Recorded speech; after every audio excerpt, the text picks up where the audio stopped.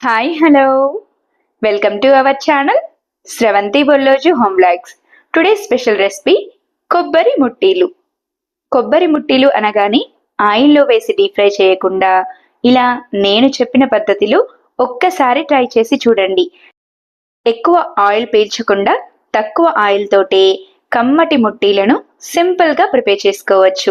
మరింకెందుకు ఆలస్యం, పిల్లలు కానీ పెద్దవాళ్ళు కానీ ఎంతో ఇష్టంగా తినే కొబ్బరి ముట్టీలను ఆయిల్లో డీప్ ఫ్రై చేయకుండా సింపుల్గా ఎలా తయారు చేయాలో చూసేద్దామా? కొబ్బరి ముట్టీలను ప్రిపేర్ చేయడం కోసం ముందుగా పచ్చి కొబ్బరిని తీసుకోండి. నేను మీడియం సైజ్గా ఉన్న 2 కొబ్బరికాయలలో ఉన్న కొబ్బరిని తీసుకున్నాను. మీరు మీకు నచ్చిన క్వాంటిటీలో పచ్చి కొబ్బరిని తీసుకోండి.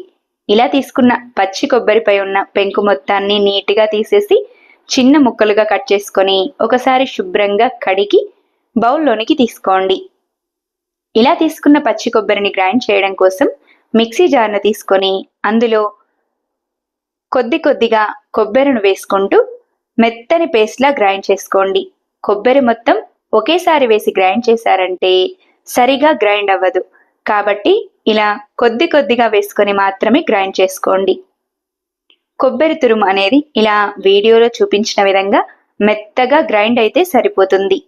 తర్వాత మిక్సింగ్ కోసం బౌల్ని తీసుకొని ముందుగా గ్రైండ్ చేసుకున్న కొబ్బరి తురుమునంతా బౌల్లోనికి వేసుకోండి. రెండవసారి పచ్చి కొబ్బరిని గ్రైండ్ చేస్తున్నప్పుడు మిగిలి ఉన్న పచ్చి కొబ్బరి ముక్కలన్నింటినీ మిక్సీ జార్లోకి వేసుకొని కొద్దిగా కొత్తిమీరను కాడలతో సహా వేసేయండి. కొత్తిమీరను వేసుకున్న తర్వాత కారానికి సరిపడా పచ్చిమిర్చి, రుచికి తగినంత సాల్ట్ను వేసుకొని అవసరమైనంత మేరకు మాత్రమే కొద్దిగా వాటర్ని చల్లుకుంటూ మెత్తని పేస్ట్లా గ్రైండ్ చేసుకోండి. గ్రైండ్ చేసుకున్న పచ్చి కొబ్బరి, పచ్చిమిర్చి, కొత్తిమీర మిశ్రమం ఇలా వస్తే సరిపోతుంది. ఇలా గ్రైండ్ చేసుకున్న మిశ్రమాన్నంతా ముందుగానే కొబ్బరి పొడి వేసుకున్న మిక్సింగ్ బౌల్లోనికి వేసుకోండి. ఇలా గ్రైండ్ చేసుకున్న పచ్చి కొబ్బరి మిశ్రమాన్నంతా మిక్సింగ్ బౌల్లోకి వేసుకున్న తర్వాత చిన్న ముక్కలుగా కట్ చేసిన మీడియం సైజ్ ఆనియన్ తరుగు, 2 టేబుల్ స్పూన్ల వరకు అల్లం వెల్లుల్లి పేస్ట్, మీ దగ్గర అల్లం ముక్క అందుబాటులో ఉన్నట్టయితే పచ్చిమిర్చిని గ్రైండ్ చేసుకునేటప్పుడే 2 ఇంచుల అల్లం ముక్కను చిన్న ముక్కలుగా తరిగి వేసుకొని కూడా గ్రైండ్ చేసుకోవచ్చు. తర్వాత 2 టేబుల్ స్పూన్ల వరకు ధనియాల పొడి, 1 స్పూన్ జీలకర్ర, 1/2 టీ స్పూన్ పసుపు వేసి కొబ్బరి మిశ్రమం మొత్తం కలిసేలా బాగా కలుపుకోండి.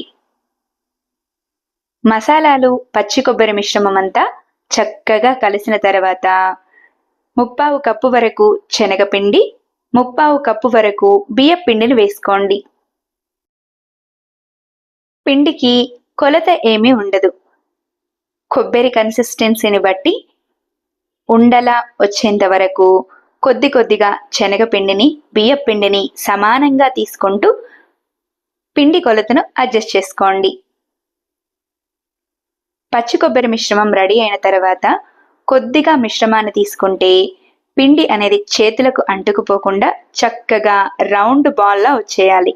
అలా వస్తేనే పర్ఫెక్ట్గా కొబ్బరి మిశ్రమంలో పిండి సరిపోయినట్టు. లేదంటే మరొక 2 టేబుల్ స్పూన్ల బియ్యం పిండి, మరొక 2 టేబుల్ స్పూన్ల శనగపిండిని వేసి కలుపుకోండి.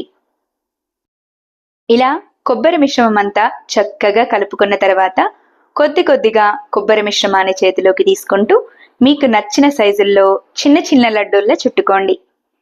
ఇదే విధంగా ప్రిపేర్ చేసి పెట్టుకున్న కొబ్బరి మిశ్రమం మొత్తాన్ని చిన్న బాల్స్లా చుట్టుకొని ప్లేట్లోనికి తీసుకోండి.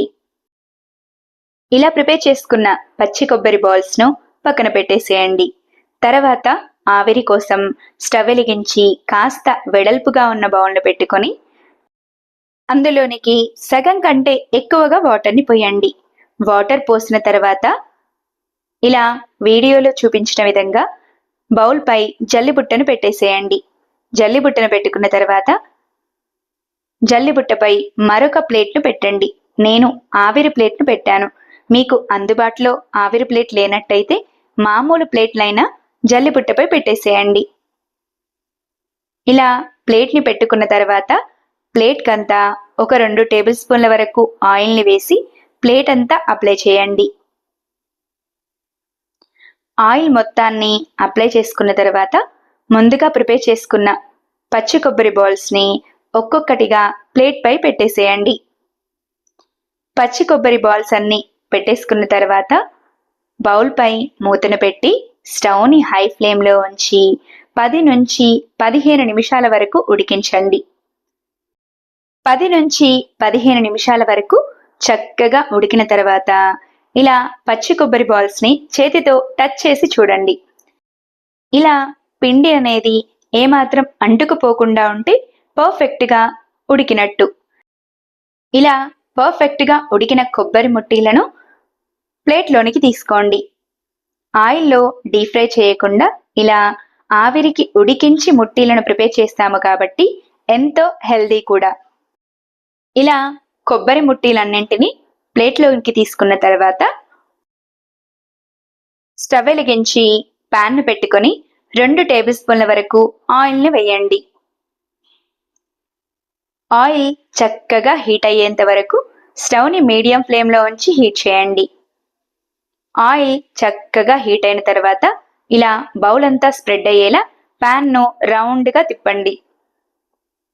ఇలా ఆయిల్ అంతా చక్కగా స్ప్రెడ్ అయిన తర్వాత ముందుగానే ఉడికించి తీసుకున్న కొబ్బరి ముట్టీలను ఒక్కొక్కటిగా ఆయిల్లోకి వేసుకుంటూ స్టవ్ని మీడియం ఫ్లేమ్లో ఉంచి ఆయిల్లో వేయగానే కలపకుండా బౌల్ని ఇలా వీడియోలో చూపించిన విధంగా రౌండ్గా తిప్పుతూ మంచి గోల్డెన్ కలర్ వచ్చేంత వరకు ఫ్రై చేసుకోండి. కొబ్బరి ముట్టీలు కాస్త గోల్డెన్ కలర్ రాగానే స్పూన్తో 2 వైపులా టర్న్ చేసుకుంటూ కూడా మంచి గోల్డెన్ కలర్ వచ్చేంత వరకు ఫ్రై చేసుకోవచ్చు. మీ ఇష్టాన్ని బట్టి మీకు నచ్చిన పద్ధతిలో కలుపుతూ కానీ ఇలా ప్యాన్ను రౌండ్గా తిప్పుతూ కానీ మంచి గోల్డెన్ కలర్ వచ్చేంత వరకు ఫ్రై చేసుకోండి.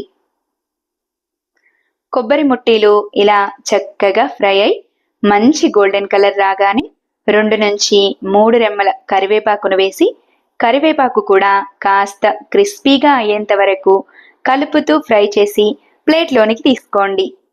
అంతే, సింపుల్గా టేస్టీగా కొబ్బరి ముట్టీలు రెడీ. ఇలా రెడీ అయిన ముట్టీలను ఇలా అయినా సర్వ్ చేసుకోవచ్చు, లేదంటే మీ ఇష్టాన్ని బట్టి టమాటా సాస్తో అయినా సర్వ్ చేసుకోవచ్చు. నేనైతే ఇలానే సర్వ్ చేసుకున్నాను. నా వీడియో కనుక మీకు నచ్చినట్టయితే లైక్ చేయండి.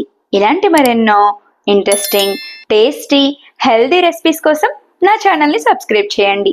ఈ కొబ్బరి ముట్టీలను మీరు కూడా తప్పకుండా ట్రై చేసి ఎలా వచ్చాయో కామెంట్ చేయండి. Thanks for watching. Wait for new recipe.